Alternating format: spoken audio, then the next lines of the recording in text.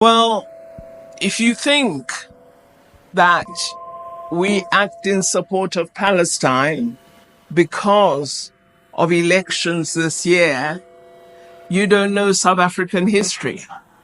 You don't know the history of liberation and struggle. We didn't meet the Palestinian people on October 8th. We've been together in struggle for many, many decades. The people of Palestine trained the freedom fighters of the liberation movement. It's not, this is a relationship of freedom fighters, of activists, of nations that share a history of struggle for justice and freedom. We didn't meet Palestinian people yesterday. This country's leaders, in the course of struggle, led by our then President Oliver Tambo, did something no leaders have done before. Oliver Tambo went throughout the world because at the time we had nothing. All we had was our desire for freedom. He went from country to country worldwide and said, join us in solidarity. Even if you give us a pin to hold up our trousers and our skirts, do something with us in international solidarity.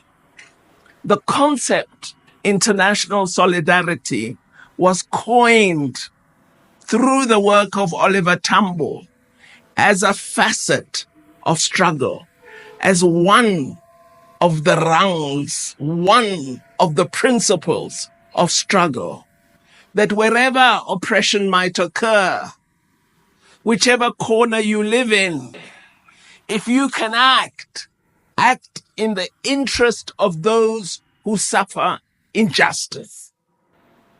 This principle is one on which we have fought our struggle as the African National Congress. This principle is why we support the people of Cuba, as we believe no people should be denied rights. No people should be sanctioned for no reason. No people should suffer because of their ideology. They pose you no threat. They can do you no harm, but you deny them access to goods.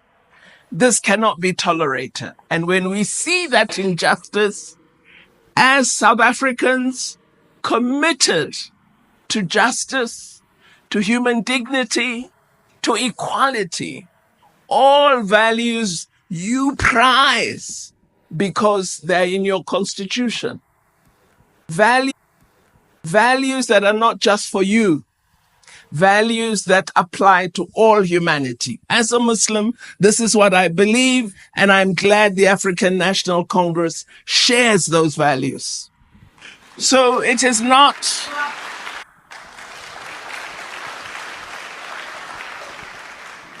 then on the humanitarian aid, I think what you have seen in Palestine, my dear sister, is that there is an attack on all those who provide humanitarian aid. The allegations against the workers of UNRWA, which are allegations that have been made for many years, and where we've not seen a single shred of evidence being provided. This is all an attempt to ensure that the people of Palestine are denied basic goods and services. So what we should advise is that the persons you refer to should approach the remaining UN officers for assistance. We are also working with non-governmental organizations in Palestine, in Gaza, in the West Bank. And so we should approach those organizations that are human rights organizations. What we all have to fight for here, and I've asked this everywhere I've spoken, if you have a few hours, could you take your time and just make a poster? The poster should read, "Stop Genocide." And go and stand outside 5 embassies. There are 5 primary supporters of Israel. I'm not going to name them for you. You must do your work. As the women in black did for us when we were fighting apartheid. Stand up and petition. Stand up and protest. Stand up and be visible.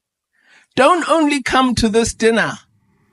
Be visible in support of the people of Palestine. Be visible.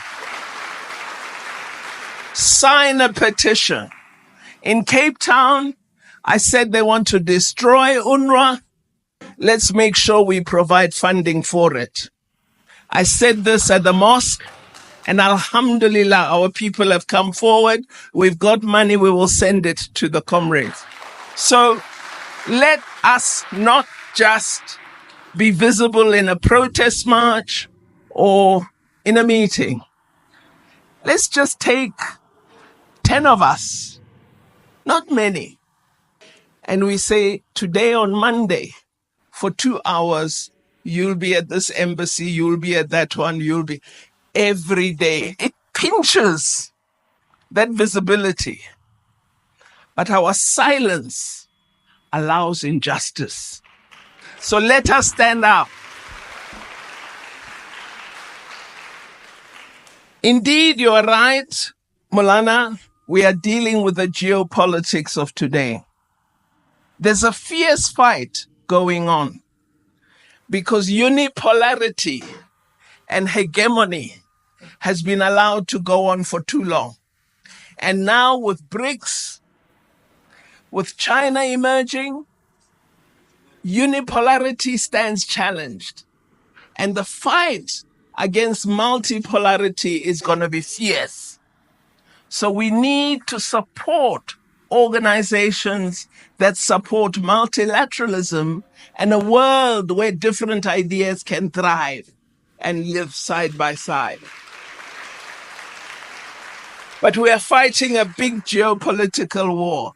And this is the moment where the South can take its place properly in the global geopolitics. Then I've already issued a statement alerting those who are South African and who are fighting alongside or in the Israeli Defense Force. We are ready. When you come home, we're going to arrest you.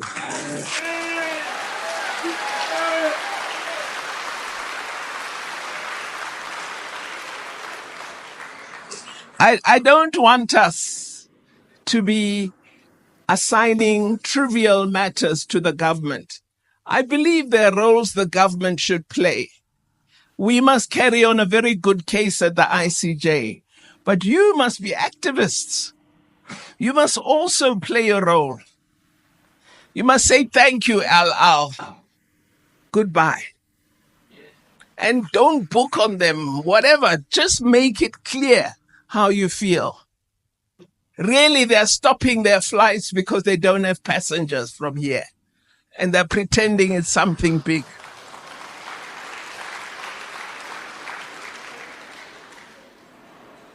I'm going to ask you, because here in Erasmia and Laudium, I know many of you are significant business people.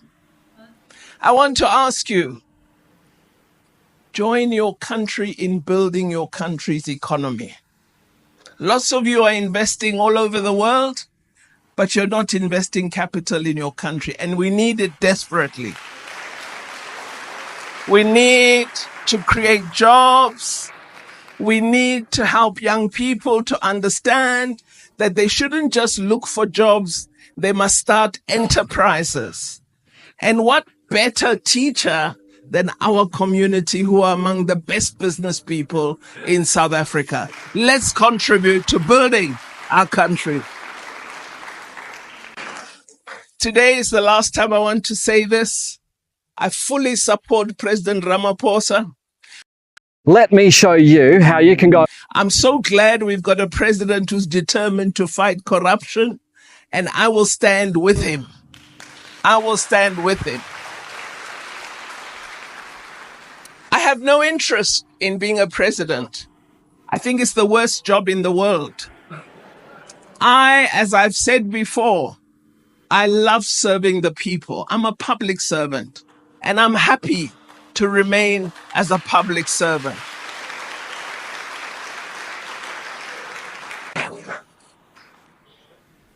On Hamas, let me explain. It's this complication. Firstly, the policy of the ANC and government has always been that we support a two-state solution. That Israel and Palestine should be two nation states living side by side in peace and security.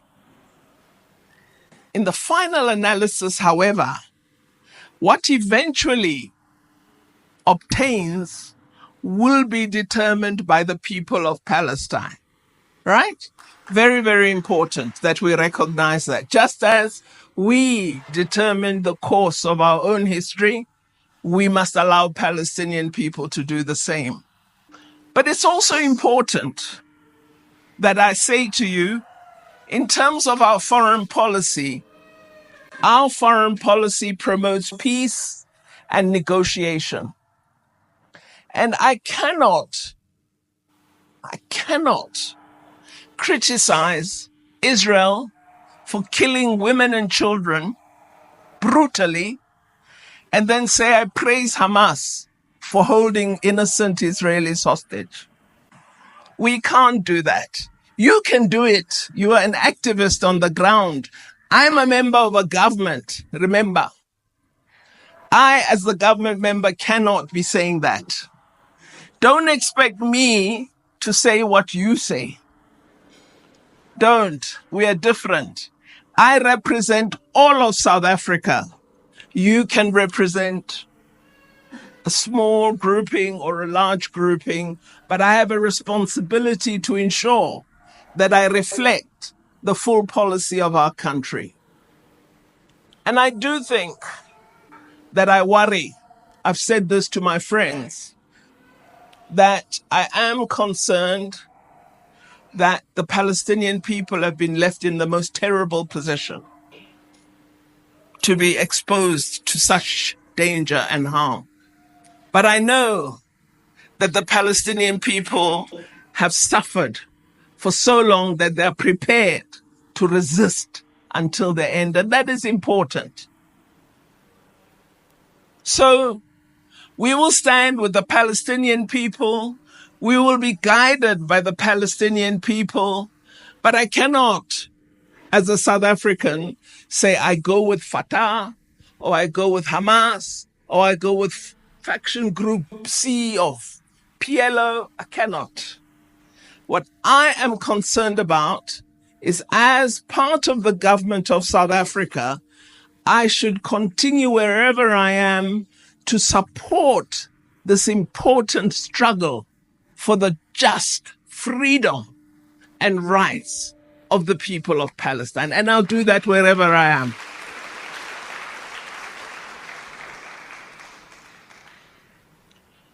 Finally, I've answered the question about elections. I want to assure you, the gentleman who posed this very important question. You asked a very, very important question. But I want to really say to you, I think we should appreciate who and what South Africa is. Why in 1995 would Nelson Mandela say our freedom is incomplete without the freedom of the Palestinian people? And it wasn't an election. It's the position of the African National Congress. It was then, it is today. And I think I pause there. Thank you